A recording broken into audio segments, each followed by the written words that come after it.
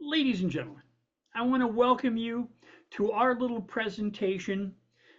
My brother Cozzy Coz and I were invited to collaborate on a presentation. And we talked about it, and we thought about it, and we thought we would come up with something that was worthy of our audience, something important to say.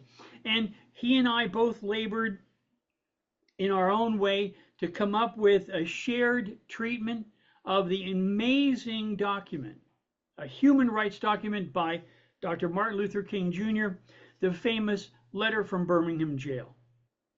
So Coz and I got together and worked this out. So I'm going to start, and my brother Coz is going to finish and make a few comments. I'm glad that you could join us. Coz, brother, you've done an awesome job. So we'll go ahead and get started. The way this letter happened, Dr. King was invited to come down to Birmingham because they had horrible, horrible treatment of African American people and basically anyone that wasn't white. And they were trying to improve the situation. People were being beaten. They tried a boycott. The boycott was being busted up. Horrible, horrible treatment. And Dr. King came, and you know, we think looking backwards that, you know, Dr. King, great leader, man, what an amazing guy. Back then, he wasn't seen that way. He was seen by some as a wild-eyed radical, and by others, he was seen as a guy who got along with the white power structure. He was in a terrible spot. And here he is, he gets beaten and arrested. He's locked in solitary confinement in Birmingham Jail, and a friend smuggles a newspaper to him.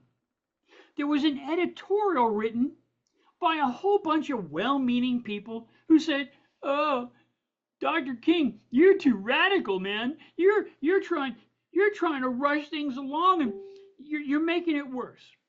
So then he wrote this response, the letter from Birmingham Jail.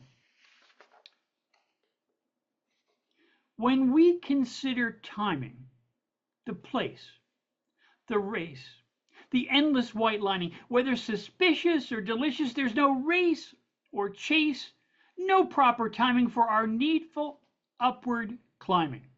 When the dam breaks and the floods chase, disasters finding so in the course of time, there's no proper wind for rhyming.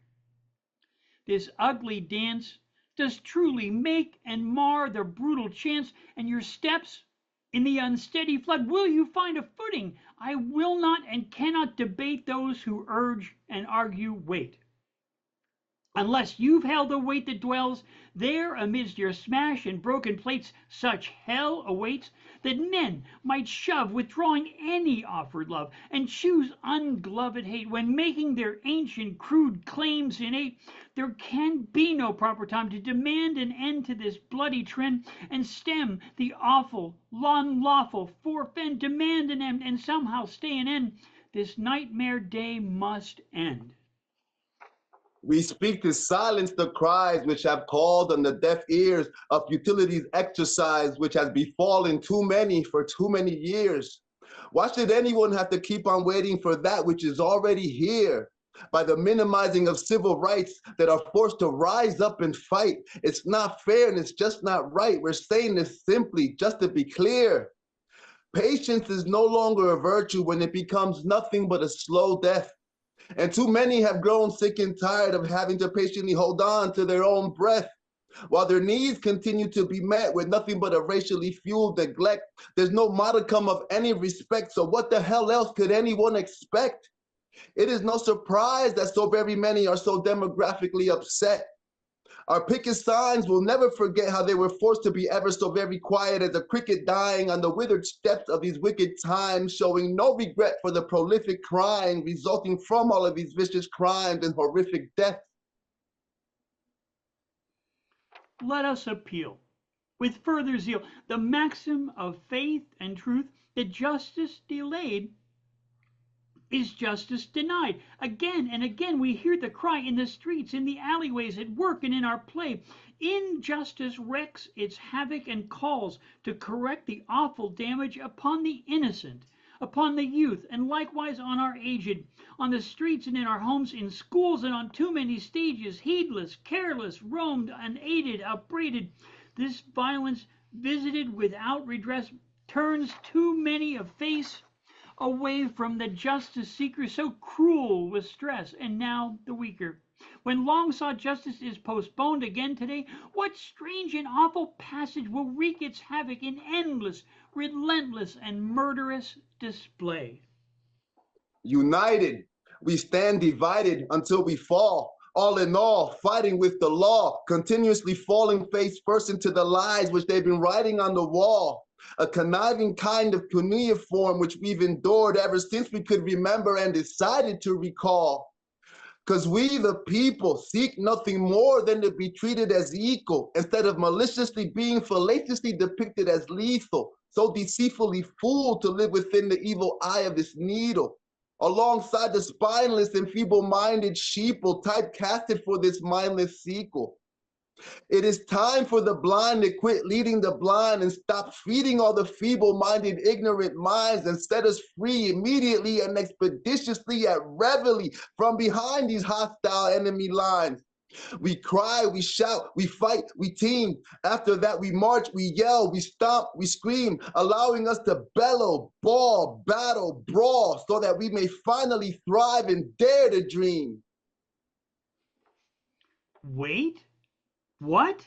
When you see all around men and women all pushed down, their every step 10 burdens added, their teary, bleary eyes crushed deep in rusty dust, all o'erwhelmed in every way and saddened, their every step beleaguered, at every turn and humbled, look, ere they trembled, stumbled, plans so dashed and burden crumbled, every turn belittled, and of course made brittle by expectations waylaid, and completely drained of any joy betrayed.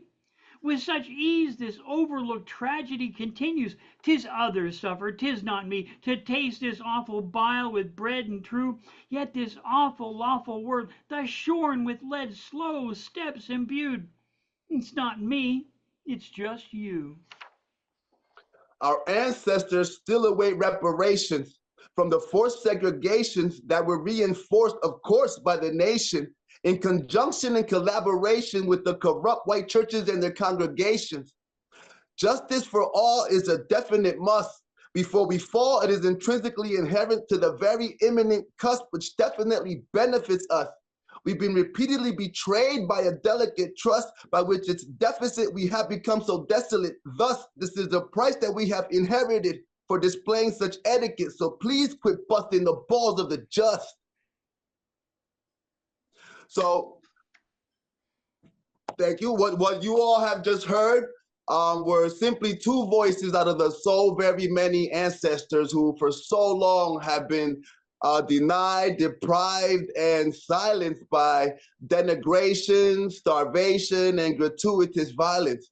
One of those being that of the late, great Reverend Dr. Martin Luther King, who selflessly, courageously, and peacefully has made so very many great strides in his attempts to not only open the eyes of the closed minds, but to also set the stage for the ebony and ivory harmony, which we have grown to experience and enjoy in our respective lives. So on behalf of Richard Spizak and myself, Cozzy Coz, and all of us, thank you, Dr. King, for your eternal sacrifice. And thank you, my brother.